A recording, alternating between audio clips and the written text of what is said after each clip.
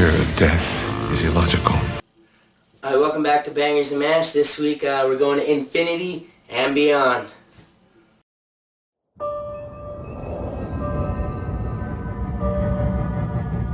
My dad joined Starfleet because he believed in it.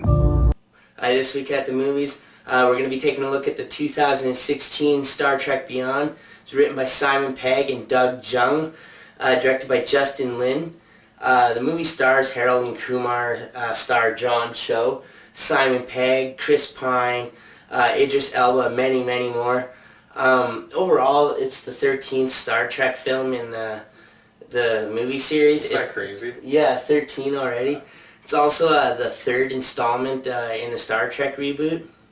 I've been a big fan of the Star Trek reboots. Yeah, You know, they're pretty good. the alternate reality. Yeah. I joined on a dare. You joined to see if you could live up to him. So the movie takes place 3 years into the 5-year mission. At a starbase called Yorktown, Captain Kirk applies to be the Vice Admiral and command the starbase rather than the Enterprise. Spock receives word that the original Spock has died. Leonard Nimoy. Leonard Yeah. Nimoy, which is a nice tribute to him, seeing as how Leonard Nimoy has now passed. Yeah. So the Enterprise is sent on a mission to rescue an escape pod in an uncharted nebula. They find a survivor, Kalara? Is it Kalara? Kalara? Kalara, okay. I'm pretty sure it was Kalara. It's been a little while since we watched the movie. Yeah. She claimed her ship is stranded on the planet within the nebula. The rescue turns out to be an ambush. You spent all this time trying to be your father. And now you're wondering just what it means to be you. So the Enterprise is attacked by a massive swarm of ships, and Krall the villain, he boards the ship looking for some relic thing. He then kidnaps like a bunch of the members and killing a bunch. Kirk, in an act of desperation, makes everyone abandon ship. So the Enterprise ends up crashing on a nearby planet, the one that Kalara claimed her ship was on. We don't really want to give anything away though, so to sort of sum it up, the Enterprise is crashed on this uncharted planet, and really Krall has members of Starfleet kidnapped. Really, it's up to the remaining Starfleet members to save their companions, escape the planet, and defeat the evil Krall. Yeah, it's probably the easiest way to leave it about spoiler-free. Yeah. It's easy to get lost in the vastness of space.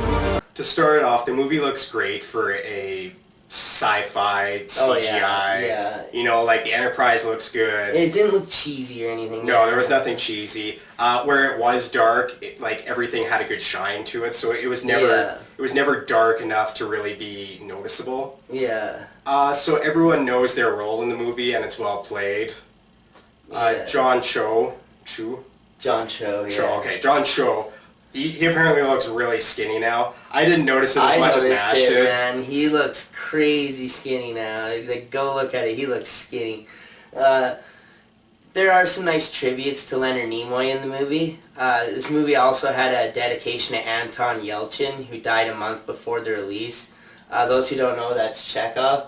I guess his Jeep Grand Cherokee had a transmission issue and pinned him against his house and he died. I know, this is super sad after hearing about it. Yeah, I guess since then Jeep has recalled the vehicles, but I mean, it's a tragic accident, really. There was even a photo cameo of the original Starfleet. It's sending goosebumps up my arm just thinking about it right now. Which is cool because you can show a picture of that and say like that's the alternate reality. Yeah, and it just works. And you can have both in the same film. And the way it felt like an old school kind of episode. Like, absolutely. Really, like, yeah, it worked having that. We both felt this way. The story was fairly simplistic. Yeah. It wasn't confusing or long-winded like other movies have been I would say, year. Yeah, like Batman versus Superman, for example, if you need an example of something that's long and convoluted. There's only yourself, your ship, your crew.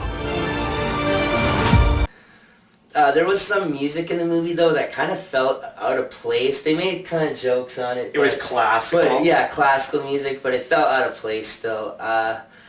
They did confirm, though, that there is going to be a fourth film. It's a good cast. I don't see why they don't want to just Yeah. keep going with it. Yeah. The movie did underperform a little bit and flew under some of the radars, considering Ghostbusters came out, Yeah. Suicide Squad, Jason Bourne, they all came out within the Lot of- same time frame. Big hype movies. Yeah, and lots of kind of, I don't know. Yeah. I mean, so really, what did you think of Star Trek Beyond? What the hell is this?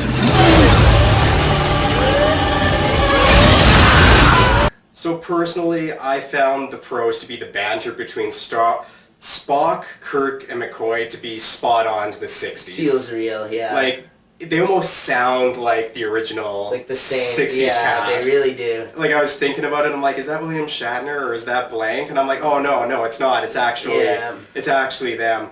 The cons were, and we were talking about it, like a million, well not a million, but like the whole Enterprise ends up dying and all we end up like focusing on is like 40. Yeah, 40 people. maybe like a handful of people. All Yeah. these red shirts died in vain. And no one seems to... And no one cares. No one... He's dead, Jim. He's dead. He's dead, Jim. Yeah. I personally gave it about a 7. It was a good movie. They're getting better. Yeah, as they yeah. keep coming out, I personally. Yeah. Anyways, back to you, Mash. What did you think of the new Star Wars? Star Trek. Sorry, Star Trek. They're boarding us. Abandoned ship! This felt like a classic old school episode of Star Trek. We said it. You can just veg out to it, eat some popcorn. Feels great. That was a really nice feel about it. The plot was simple, like we said, well executed. Too many movies get bogged down with long-winded plots. They have to explain every detail. This one didn't do that. It was fucking nice. There is some cons, though. The movie didn't... Cons! Cons! There is some cons to the movie. It didn't feel as enjoyable as the first two. It isn't a bad movie, really, but it just really isn't, like, memorable. You didn't feel they took enough risks. Yeah. And there was some kind of bad moments in the writing, like, oh, the ship will never be able to start, and then next scene having the ship start. Yeah, like I said, they played it safe. The story was good, but like I said, it just didn't capitalize on like a holy shit moment that changed anything. There was a couple that were like hold your breath, but nothing that was like... There's not a lot to say though, really. It was a Star Trek movie. You know what you're gonna get. Overall, I would give it a 6.5 out of 10. It was a nice watch, but like I said, it's not really the best Star Trek movie out there, but it is still definitely worth a watch. I kind of wish they could convince them to do like 1 hour, like a TV series. Yeah, with like, that cast. Yeah, like a mini series. It would feel like the 60s Star Trek. It really would. Anyways, this has been another Bangers and Mash. Don't forget to subscribe. Check out Bangers and Mash live. Yeah, check out SoundCloud and iTunes. You can find us there, or even Facebook or Twitter. Leave us some comments below. Till next time, this is Bangers and Mash saying to infinity and fuck off. Fire at will! Do it!